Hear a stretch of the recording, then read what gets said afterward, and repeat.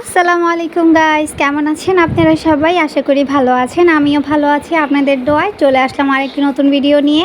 Video শুরুতেই কিন্তু দেখতে পাচ্ছেন অনেকগুলো হাঁস। নিশ্চয়ই হাঁস নিয়ে কোনো রহস্য আছে, অবশ্যই হাঁস নিয়ে একটা রহস্য আছে, সেটাও শেয়ার করব আপনাদের সাথে। আর প্রথমে আরেকটা কথা বলে নেই, মানে এই কয়দিন দেশের যে পরিস্থিতি গেছে, বন্যায় কত মানুষের কত ক্ষতি হয়েছে, কিন্তু মাশাআল্লাহ এখন একটু রৌদ্র উঠছে, মানে রোদ্রের কারণে একটু ভালো লাগতেছে। এই করে বৃষ্টিতে পুরো একবারে পচায় ফেলছে, মানে বাড়িঘর থেকে বের হওয়া যায় নাই, এই যে দেখেন।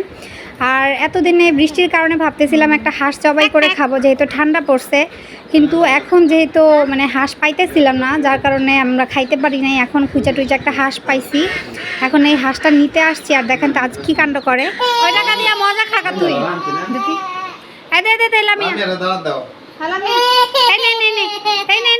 টাকা দিয়ে মজা খাকা লামিয়া। কি মামাম টাকা নিয়ে নিমু? আচ্ছা নাও তুমি। লামিয়া টাকা দিবা না? আর দেখতেই তো পেলেন তাজে বাবার সাথে কি কাণ্ড করতেছে টাকা নিয়ে, মানে টাকা দিবে না। হাঁস কেনার জন্য ভাবছে লামিয়ারে দিয়ে দিছে। আর এই হাঁসটাই কিন্তু কিনছি, আর এই হাঁসটা কিন্তু বাড়ির হাঁস, একদম মানে বাড়িতে পালছে এই হাঁসটাকে, এই জন্য এই হাঁসটাকেই নিছি। আপনার ভাইয়া বলছিল যে বাজার থেকে কিনা খাইবো, আমি বলতেছি বাজারের হাঁস চাষের হবে, কেমন হইব খাইতে না খাইতে মানে আমি বলতে পারি না। আর এই জন্যই বাড়ি থেকেই একটা হাঁস নিলাম। আমাদের এক কাকি, উনি অনেকগুলো হাঁস পালে, দেখাইলামই তো ভিডিওর প্রথমে অনেকগুলো হাঁস, ওইগুলো সবগুলোই ওনার হাঁস। ওনার কাছ থেকে একটা হাঁস নিছি খাওয়ার জন্য।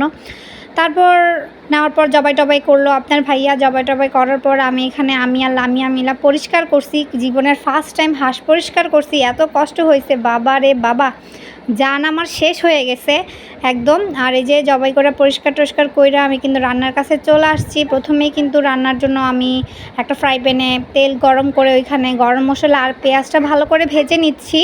পেঁয়াজটা ভাজা হইলেই বাদ বাকি সব মশলাপাতি দিব। আমি কিন্তু এর আগে কখনোই হাঁস রান্না করিনি, এটাই আমার ফার্স্ট টাইম হাঁস রান্না। আমি অনেক ভয়ে ভয়ে রান্না করতেছিলাম, ভাবতেছিলাম যে কেমন হইব খাইতে, কেমন হইব, মানে অনেক ভয় পাইতেছিলাম বললামই তো। আর আজকে কিন্তু একজনকে দাওয়াত করছি হাঁস খাওয়ার জন্য, মানে সেও খায়া কি বলবো, আমি টেনশনে ছিলাম যে মজা হইব কি না হইব। আর হাঁসের মাংস নাকি প্রচণ্ড পরিমাণে ঝাল রান্না করতে হয়। আপনাদের ভাইয়া বারবার এসে আমাকে বলতেছে যে ঝাল দিবা, ঝাল না দিলে কিন্তু মজা লাগবে না।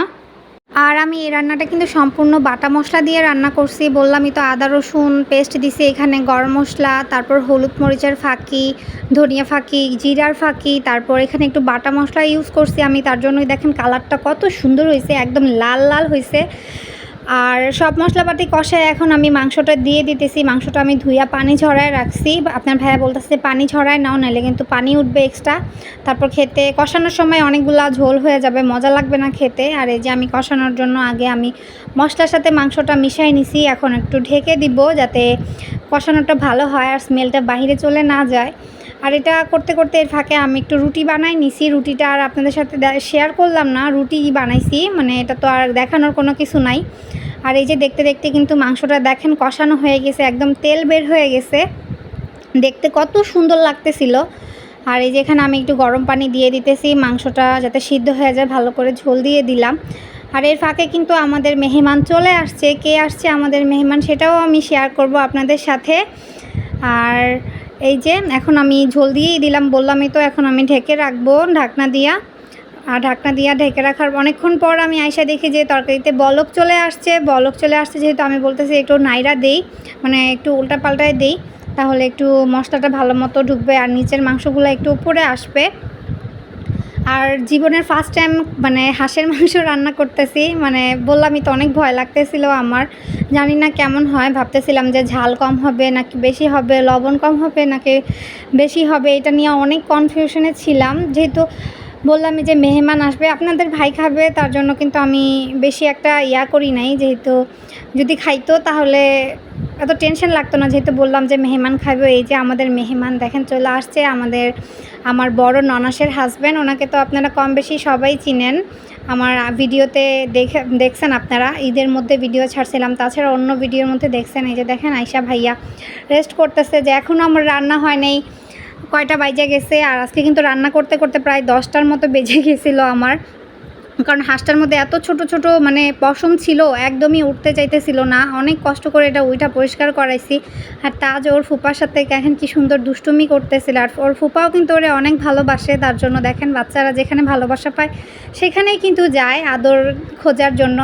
কি সুন্দর ওনার সাথে মিশে গেছে। আর এই যে এখানে আমার স্বামী, তারপর ভাইয়া, লামিয়া, তাজ সবাই মিলে খাইতেছিল। আর আপনার ভাইয়া আমাকে একটু সাধতেছিল, আমাকে কেমন হয়েছে একটু বলো না যে কেমন হয়েছে। আপনাদের ভাইয়া কি কষ্টে আমাকে বলতেছে যে মজা হয়েছে, আর ভাইয়াও বলতেছে যে মজা হয়েছে। তারপর একটু শান্তি লাগলো, স্বস্তি লাগলো, যেহেতু সবার পছন্দ হয়েছে এত কষ্ট করার পর। আর আজকের ভিডিওটা কিন্তু এই পর্যন্তই রাখবো, বেশি বড় করব না। আপনাদের যদি ভালো লেগে থাকে তাহলে প্লিজ লাইক, কমেন্ট, সাবস্ক্রাইব করে দিবেন। আর ভালো থাকবেন। আল্লাহ হাফেজ।